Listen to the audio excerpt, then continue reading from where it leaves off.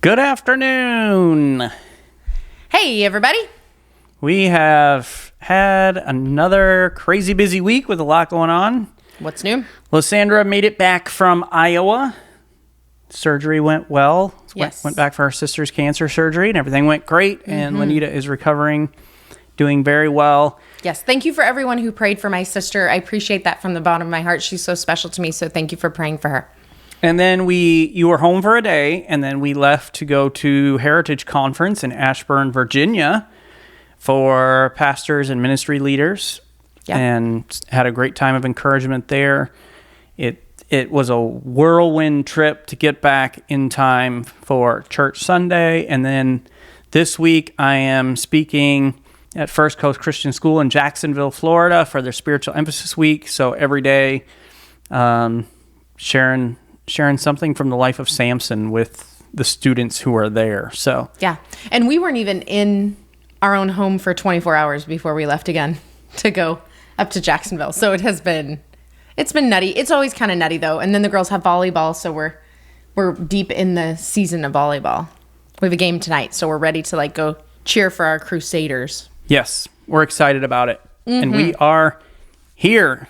Yes. Ready to spend some time with you. We do have, it's a heavier topic today. This is one of those episodes where you don't really want to do the episode because it's so heavy, but we know that it'll be so helpful to share some of the stories that have been shared with us. And so talking about postpartum depression and dealing with that, some of the struggles. Yeah. So we believe it'll be a help to a lot of people. And we're very thankful for those who took time to share their stories with us. And with that, we are going to jump into today's recording, episode 152. Here we go. Gather round, everybody. It's time for a family meeting. The Family Meeting is a show that's all about family relationships. We're the Ostracamps. I'm Thomas. This is my wife, Lysandra. Hello, and welcome to our family. Welcome to episode 152 of the Family Meeting Podcast. We're glad you're with us today. On today's episode, we are going to talk about a topic that does not get discussed often enough. And before we get into today's episode, we want to, first of all, just say thank you to everybody who was praying for Lysandra as she traveled. Yes. And for her sister as she had cancer surgery. Everything went fantastic. It was so great. Everything that we asked God for, he said yes. We asked him to help her be able to just have a lumpectomy rather than a mastectomy. He said yes. We asked him that she would get the doctors would get all the cancer and with enough around to make sure that it was all gone. Answered yes. That the cancer had not spread to the lymph nodes. The answer was yes. So God just really provided. He protected. He gave. And I am grateful. Thank you, everyone, for praying for my sister. She's so, so important to me. And so it means a lot to me and our family that you prayed for her. Thank you so much. She's doing great. And so Lysandra was home for a day, and then we left to go to Ashburn, Virginia for Heritage Conference for pastors and ministry leaders. It was very encouraging. And we saw some good friends of ours, got to spend some time with them.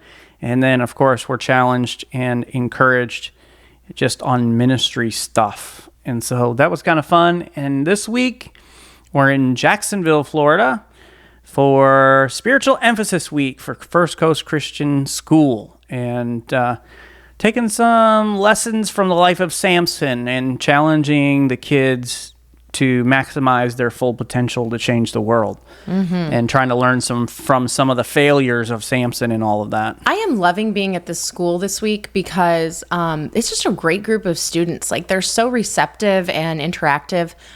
You can just feel a good spirit in their student body. And I'm really just enjoying getting an opportunity to be there. And Thomas is doing a great job speaking to them and preaching from the Word of God. And I can just tell that the kids are really enjoying it. So it's awesome. And there'll still be a couple days left by the time you hear this. And so if you would just pray with us for these kids, about 300 kids who are sitting in on the chapels every day. So excited about what God's going to do and how that's going to set the pace for the entire school year for them. So if I want to encourage you, if you have not yet jumped into the Family Meeting community group, come on in and join the conversation. We have been having some interesting conversations. It is. It's really fun. I love to hear everybody's perspectives and point of view. So the current discussion that's going on right now is phrases men hate hearing from women. And I thought some of these conversations were really funny. Paul said, "When is football season over?" No guy wants to hear that. I've definitely asked that question more than once. The one that really made me laugh was a conversation that Joshua and his wife Stacy were having. And he said this, "Did you buy another?" and then insert object. And so then his wife inserted the objects, and she said, "Watch, pair of shoes, shirt, plane."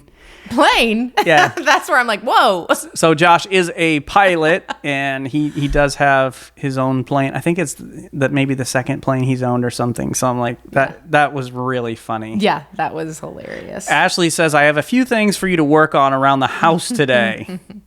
And there's a few different things like that. Like mine was, we need to talk.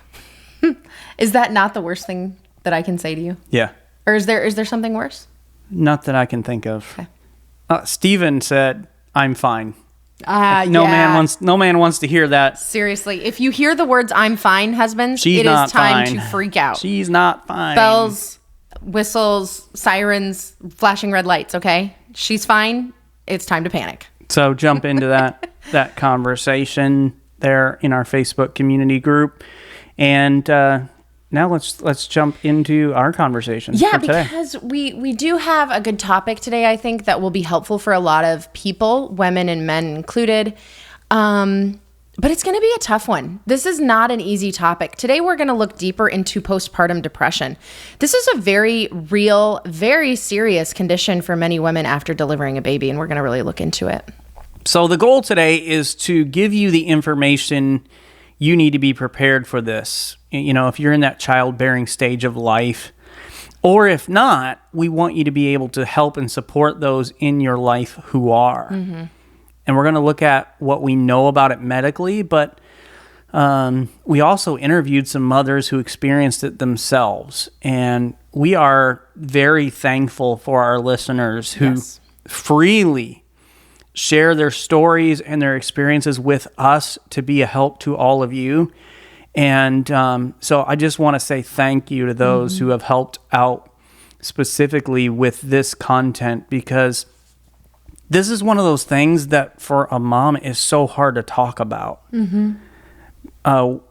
We all, and this is true of mothers too, and maybe more especially of mothers, we want people to feel like we have it all together, we've got it all figured out, everything is fine, like we talked about in the Facebook group. I'm fine. But the truth is, none of us have it all together. No. And there are times where we're not fine. And there's times where we're really struggling. Yeah. And so some of these families that really shared their stories of struggle to be a help to other people, I just want to thank you, because the more we can have these difficult conversations, the more it frees up other to have the conversations. Before I had my babies, I had never heard of anybody who had postpartum depression. I heard the words, and I'll tell you what I thought. This is before I had children. I thought it's somebody who has a baby and is sad, like gets really sad. So that's what I thought. Yeah. And even since really studying into it for today's episode, it's so much more than that. And I feel like it's really important for women to know about this before they start having babies. Because if this would have happened to me to the extent that it happened to the women that we interviewed, it would have totally caught me off guard. I would have had I don't know what I would have done, to be honest.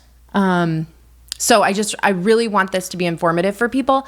And women, make sure your daughters know about this before they start having babies. You know, we need to be talking about this, I think, a little bit more. Well, and part of the problem is we have this idealistic view of things. We talk about our idealistic view of marriage in our book, Happily Never After. But we have this idealistic view of having kids as well. That, hey, it's going to be this joyous occasion and everything is just going to work out perfectly.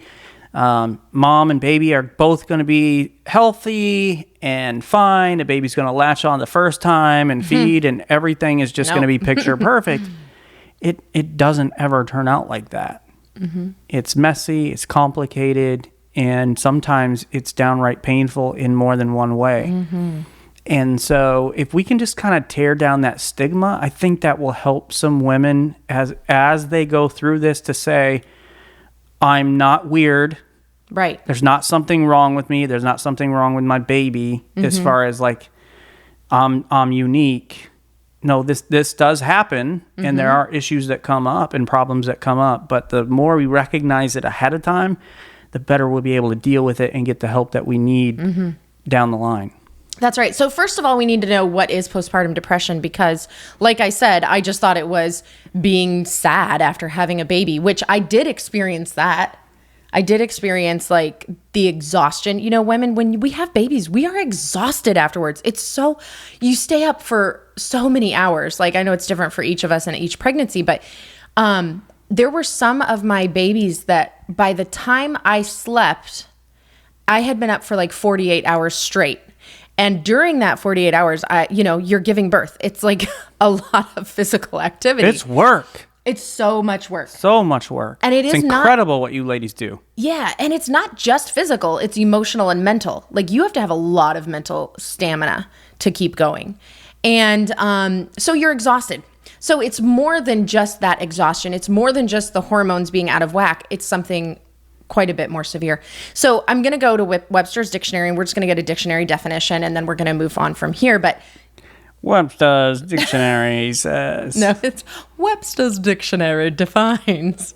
I know that's like the most boring way to start any conversation. It really is. But Let me tell you what the dictionary says. You have to cite your source, first of all. And second of all, we got to know the definition. I'm sorry. This is not my definition. This is Webster's. That's fine. Just do it in a way that's not like boring. Okay. A mood disorder. No, don't do that. That's that seems inappropriate for our episode. Yeah. Let me just read. Just not robotic. Okay. I'm going to read, but not robotically. Okay. So now I feel extremely judged and all right, everybody listen and see how well she does. Webster's dictionary defines postpartum depression as a mood disorder involving intense psychological depression that typically occurs within 1 month after giving birth and lasts 2 weeks, more than 2 weeks. And it is accompanied by other symptoms such as social withdrawal, difficulty in bonding with the baby, and feelings of worthlessness or guilt. Strictly defined, postpartum depression is diagnosed by the criteria for major depression: overwhelming feelings of sadness, guilt, or worthlessness for at least 2 weeks, beginning somewhere in the month after the baby is born. So hopefully that is a good definition of postpartum depression for us to understand. And what's interesting to me is the length of time that it can last. Well, it basically, at its minimum, it's 2 weeks long. Yeah. That's at its minimum. But it can last a lot longer, and we're going to see that in today's episode. Now, one thing to note is that just because you didn't have postpartum depression after one child doesn't mean you won't have it with the next. And the reverse is also true. Just because you had it with one child doesn't mean you'll have it with the next. Now, I could understand if you had it with the first one, it would be hard to go back and then have another child again, because there would be that fear, I think, associated with it that you're going to repeat this cycle. But according to an article by Catherine Donaldson Evans, the risk varies from about 30 to 70% depending on the severity of the postpartum depression symptoms you had with your first baby. Mothers who experienced very severe postpartum depression are at a higher risk of developing symptoms the second time around than mothers with milder postpartum depression. But many women who struggle with postpartum after the birth of their first child experience no symptoms with the next. And part of the reason is that every pregnancy and every child are different. And I thought that was interesting with our own kids. You know, after having 4 kids, you just figure they're all going to be the same, but none of them were the same. They all had their little issues and difficulties and challenges and whatever else. And some of the factors that contribute to postpartum depression are totally out of your control. and may not happen with every baby.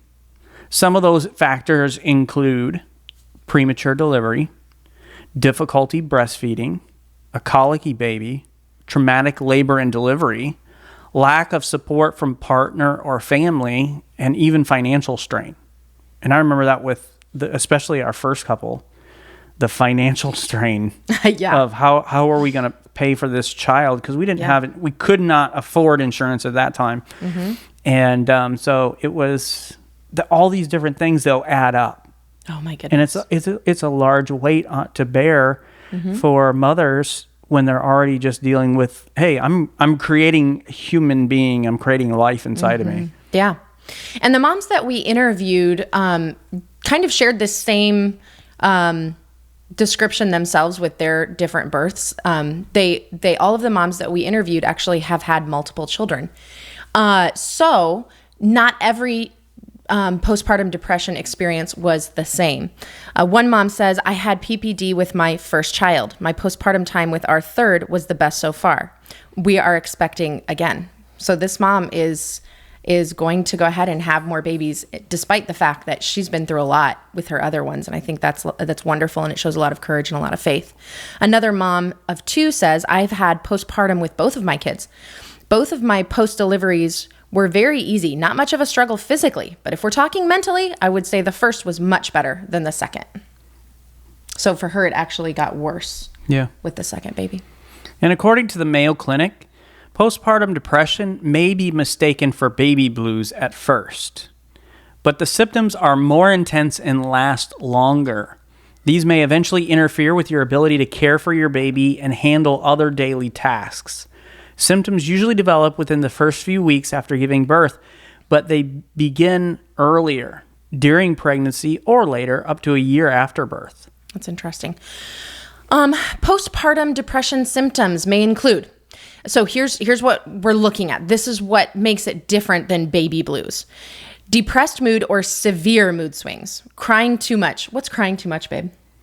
I'm not sure. I'm not sure with you, because you cry a lot. I do cry a lot. So I think that would be hard to diagnose. Yeah, it's adding all these things up, I think, sometimes. Yes, it is. Difficulty bonding with your baby, withdrawing from family and friends, loss of appetite or eating much more than usual, inability to sleep, called insomnia or sleeping too much, overwhelmingly tiredness or loss of energy, less interest and pleasure in activities you used to enjoy, intense irritability and anger, fear that you would not be a good mother, hopelessness, feelings of worthlessness, shame or guilt or inadequacy, reduced ability to think clearly, concentrate or make decisions, restlessness, severe anxiety and panic attacks, thoughts of harming yourself or your baby, reoccurring thoughts of death or suicide. These are all symptoms that can be present with postpartum depression, according to the Mayo Clinic.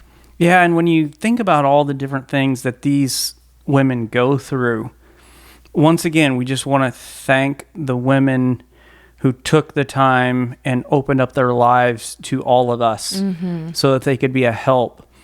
And so they're going to share some of their symptoms and feelings they knew were abnormal. So one mom said this, I had a lot of rage and irrational anger. I also was just sad a lot of the time. I literally wanted to hurt my children at times. Man, that's hard to read.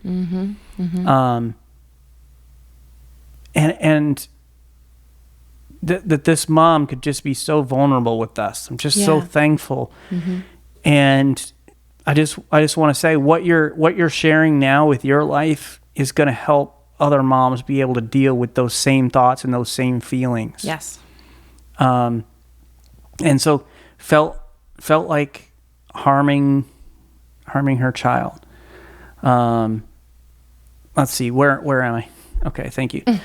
I was very anxious to go anywhere. I honestly did not leave the house for about 3 months, except for absolute necessary appointments or church. Breastfeeding was very difficult for me, and I was in constant pain for those first 3 months. At least I thought I was just missing home because I live away from my home state. We planned a trip home when my baby was around 6 months old. It really hit me that I was struggling with something more than the blues when I woke up crying at my sister's house still feeling down and rageful. That's what really was the trigger for me to get help. And that's what's great is she was able, it took some time, but she was able to get some help. But now, because she has shared some of her story with us, there's some women out there that are going to hear this, and that's going to be the thing where she's like, okay, now I have this knowledge, and maybe she's feeling it now and she can get help, or maybe she's going to have children, and if these things happen, she's going to know about it ahead of time and be able to get help sooner. Right. Or those of us who are family or friends of someone who's just had a baby. Like, I don't know that until we got these interviews and researched it, I do not know that I could have told another young mom, you need to go get help. I would not have known when to do that, because I experienced some of these symptoms after giving birth with all 4 of our daughters, where I was sad, or my hormones were crazy, and tired and all the stuff. But what they're describing is different. It was just it's like next level. Next level. Yeah. Well said. So now for me, even though I'm past where I'm not hopefully going to bear any more children, right? Where we think we're done bearing children at this point. But that doesn't mean that this isn't relevant information for me, because this is going to help me as I encounter other moms having babies, and as my own daughters are getting old enough where they're going to be having babies in the next 10 years, probably. Yeah. That's mind-blowing. So let's look at what this other mom shared with us. Another mom said, with my first, I was up one night feeding her, and she had just gotten done, so I started to burp her. Sadly, I got the urge to choke her, but I didn't. Thank you so much for being honest with us. I'm sure that was even hard to write down. I'm sure that was a hard thing to share, and we appreciate you. I knew right there that it was not right or normal. I instantly told my mom and my husband, and we talked about it and did some research on postpartum depression. And this is what I love about this wonderful mom, is she had the relationship with her spouse and with her mom that she felt comfortable having. This had to be a scary conversation. Oh man. Yeah. Because these are words you just don't utter. But she knew it was safe to talk to her spouse. She knew it was safe to talk to her mom. And that's one of the things that we are constantly encouraging people to do, is just communicate, build those connections, build those relationships where you can have the open, honest conversations and get the help. And so what an awesome testimony that this great mom here had those people in her life that she could talk to during very critical moments. That's right. And after the research, we realized that it was not normal and I needed to talk to my doctor. Now, in that process of getting from having these thoughts to talking to the doctor and everything, she says this, I started to want to harm myself. I was so scared to sleep at this point with the nightmares of me finding a new way to harm myself. It's all I could think of. I felt it would be my only way out. With my second baby, I was still in the hospital day 3 of postpartum, and I started getting scared to go home. I couldn't stop crying. Once we got home, I was sleeping and started having the nightmares of how I would harm myself again, and I instantly knew something was off again. Instead of waiting like I did before, we instantly called my doctor and got help. This time around, I didn't want to harm my baby, though I mostly just wanted to hold her and feed her because I felt like my life mattered then. With my second, it was the same way, but I felt different because I had my first child watching me cry and struggle for the first few days. I kept telling myself to fight for her. Awesome job, Mom. So awesome. Yeah, and you notice that what she had learned from the first time around helped her to be able to recognize it faster and get help sooner. And once again, that's what we want from this episode. Is we want to educate people like us who really didn't know anything about it. And that way, when it happens to you, or when it happens to somebody that you know, you can recognize things and you can get help a lot faster. So if you realize this depression is more than baby blues, there are thoughts of harm to the baby or yourself, please get help. Getting help is nothing to be ashamed of. but rather shows true courage. Yes, it does. And here's what the moms we interviewed did to get help. With both of my babies, I saw my doctor first. They gave me pills both times. With my first child, my mom ended up taking me home to live with her so I could be watched 24/7. I love that. Yeah, shout out to that mom who was there for her daughter. Yes. And her grandbaby. With the help of my family, I got better. Now with my second baby, I started to take the pills, but they weren't helping near as fast like they did the first time around. I ended up trying to take my life, and my husband had to take me to the ER and admit me to the hospital. I was in the hospital overnight. I had to be taken away from my kids. While in the hospital, I met with a psychiatrist and counselor. Before sending me home, they made sure I didn't want to harm myself again. I honestly told them no just so I could get home to my family. Once I got home, the weeks were rough.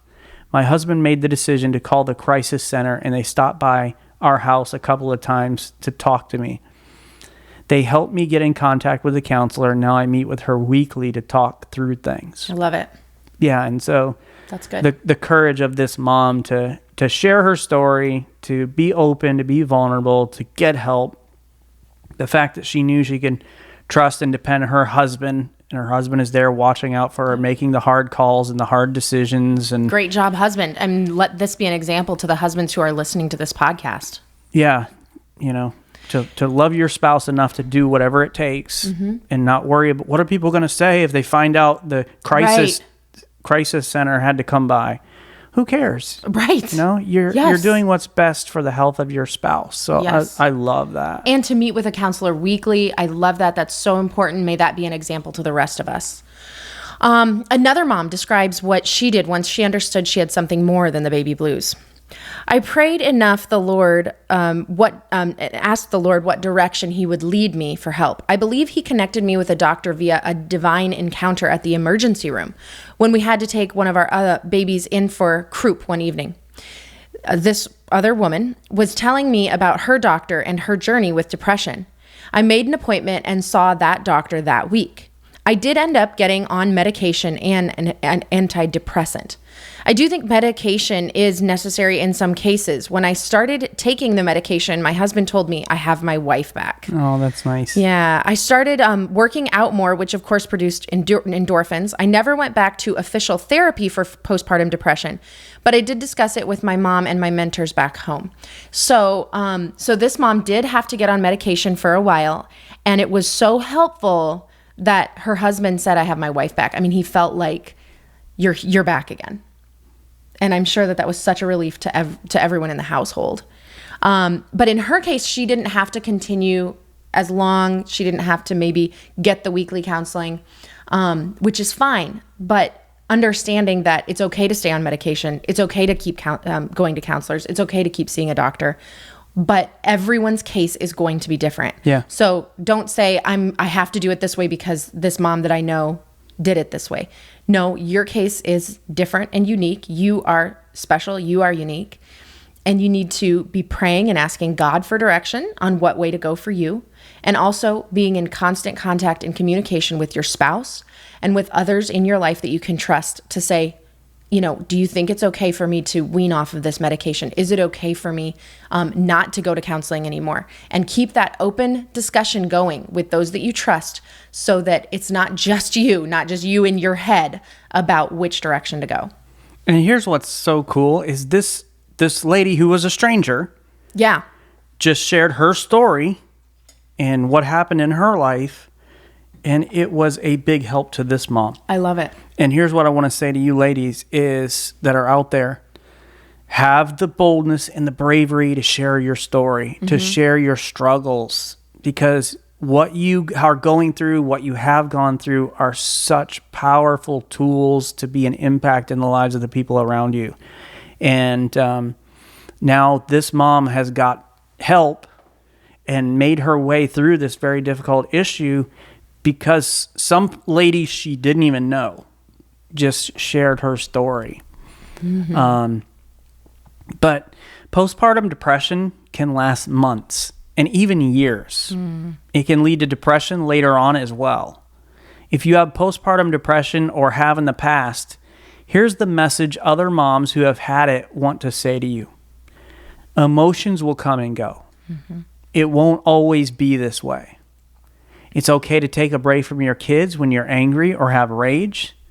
They're not going to die if you let them cry in the crib for 10 minutes. Yes, good advice for every mom. It's better to keep them safe and to give you time away. Yes. You are not a bad mom. You just realize that you're going through postpartum depression. Try to take a walk when you can. Drink lots of water. That's what this mom says. Good advice. Here's some more advice. The best advice I can give to a mom going through it is, if you started to think thoughts that are not normal, please talk to your husband, doctor, or mom.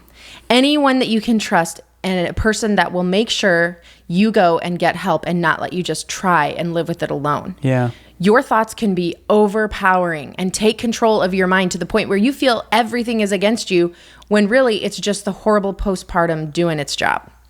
Other advice I would give is look at the face of your baby and remember the gift God gave you.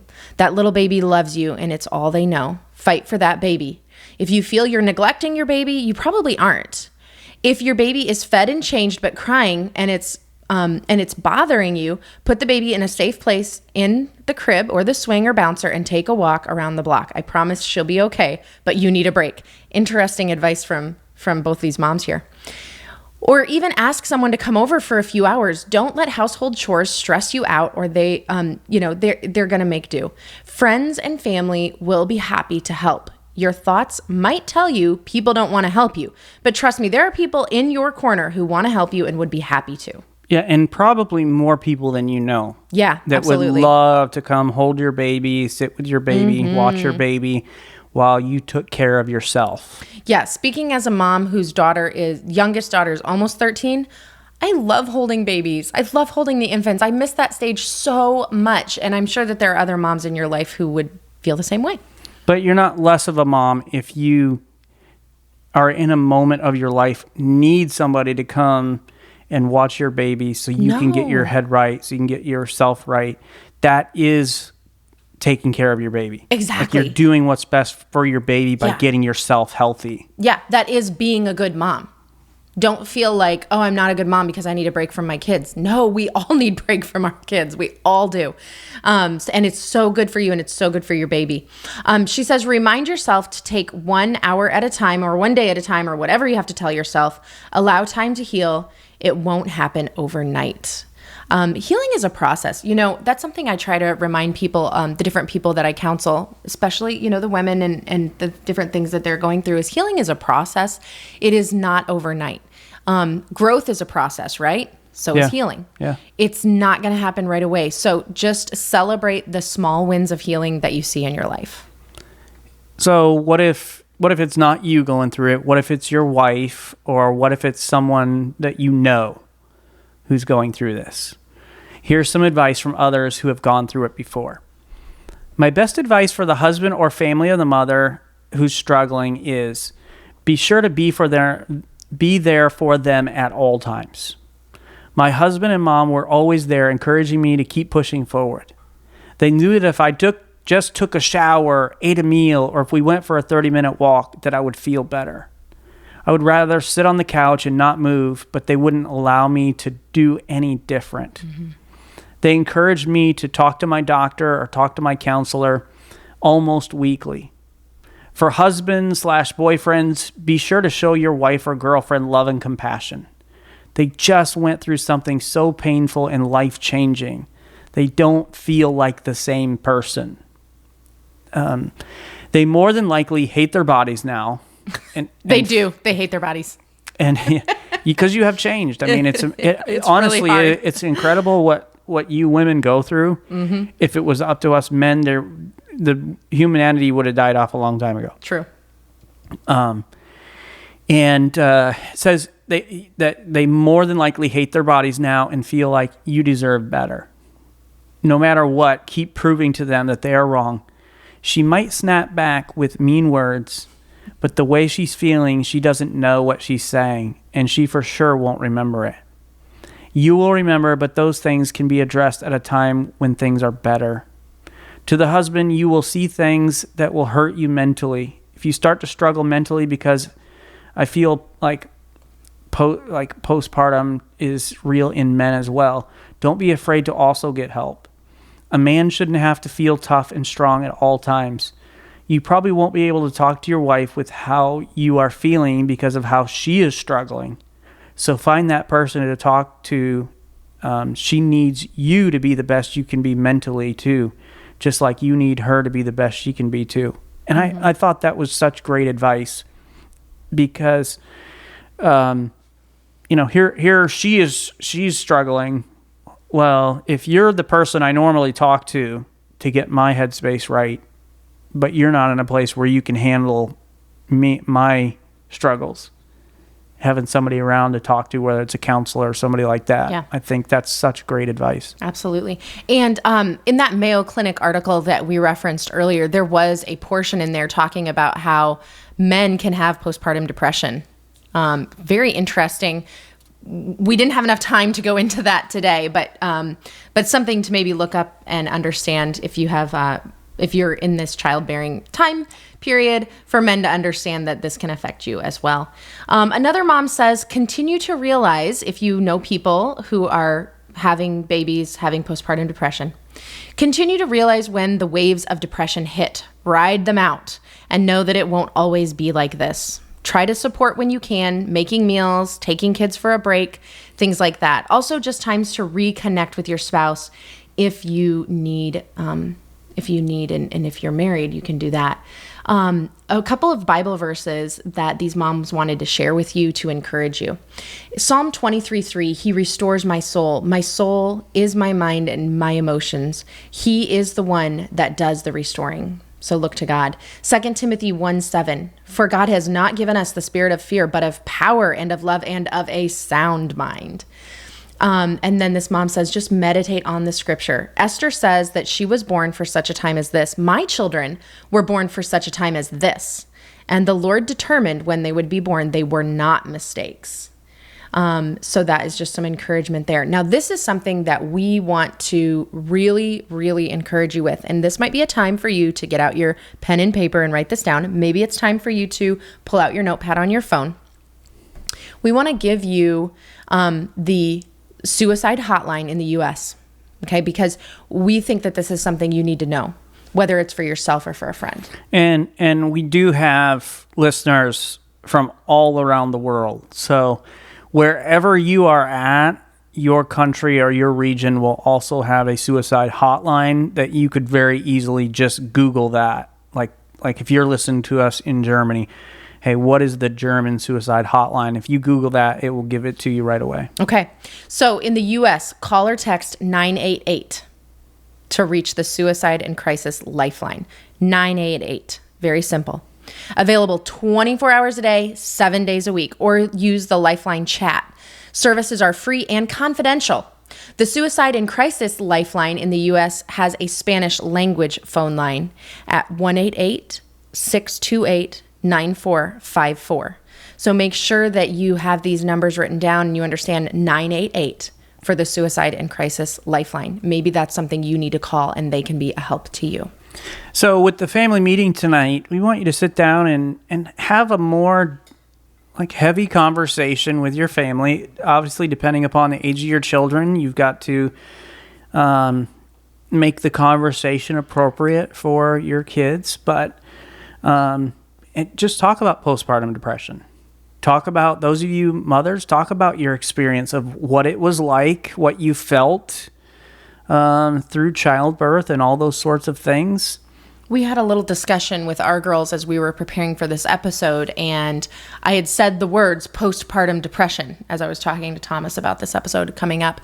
And Violet, our 12-year-old, soon to be 13, said, what's that? Kind of just like that. And we were able to have a little discussion as a family. We had a little family meeting. Okay, guys, let's talk about this. What is this? And just explaining it to them. And they were shocked to find out what some women go through after giving birth. But we want them to know because, someday they're going to have babies, Lord willing. And this is something that we need to talk about. So I do think it's a really good conversation to have in your family meeting. And then have a conversation and talk about who are the people in your life right now that you know either just had babies, they're pregnant right now, they're going to have babies soon, and talk about ways that you as a family can be a help and encouragement to them. No matter if they're going through postpartum depression or not, having a baby coming to your life, as a lot of you know, it's a lot of responsibility, a lot of pressure, a lot of change, and every little thing that you can do to be a help to them is such an encouragement. Whether it is a phone call, whether it's dropping off a pack of diapers or Uber eating them. Is it Uber eating? Uber eating them? Uber eating them. I don't know how it's pronounced, but I know it's not Uber eating them. You know what I mean? But just getting them some Uber Eats. There we go. Yeah. Send them some pizza or some olive. We had oh man, that Olive was the best Garden day sent over after your surgery. It is so funny to this day. Like sometimes I'm like, oh, remember that Olive Garden that came to the house that one time? Yeah. What a response. You could be that person in someone else's life. Yeah.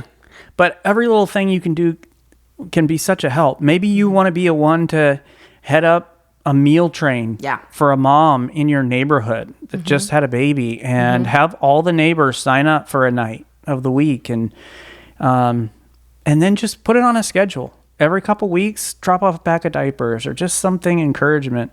Give them a break. Take the babies for a while. If they want that and are ready for that, for sure. But some people are not. But maybe it's offer to take them out to coffee or something else. Yeah, I know that after giving birth and having the babies, you just want an adult conversation. You're so tired of listening to the baby, TV shows, cartoons, and oh my gosh, music, and it's so nice to have an adult conversation. So just grab that mom. Bring her kids, go to coffee, bring her coffee at the house, whatever, and have a conversation with her. That will mean so much to her. All right. That's your family meeting for this week. Thanks for joining us, everybody. Please go and subscribe to the Family Meeting Podcast from your favorite podcast provider. And if you found this information helpful, please share this episode on social media and invite your friends and family to listen in with you. To find more content information Lysandra and I provide, you can go to our website, familymeeting.org, or email us at info@familymeeting.org. If you'd like to shoot us a text or call us, you can send a voice message at 904-257-3062. And we want to invite you to join us for our next family meeting as we discuss ideas for fun activities for you and your spouse to do together to deepen your connection. Some are a little outside the box. You ready? Yeah. Okay. They're going to be outside the box. Can you handle that? You're way more outside the box than I am. Yeah. I am inside the box and the box is taped and there's something sitting on top of the box. That's where I'm at. You live your life outside the box. Yeah, totally. So be ready for that. I think it'll be fun, and that's our episode. I'm already thinking about a few things I want to talk about. I didn't say you could come up with any of the ideas. These are going to be my safe, just barely tiptoeing outside the box ideas. Yeah. No. I'll have a few things for you guys. Men, you'll want to listen up very carefully. Uh-oh. Thanks for joining us today for this family meeting. Have a great week, everybody. This meeting is adjourned. Next week, I'm doing the podcast alone. You don't get to do it with me. Doing it solo. You're getting the boot. Yeah, wouldn't be the first time I'm going to kick you off. Been kicked off the show.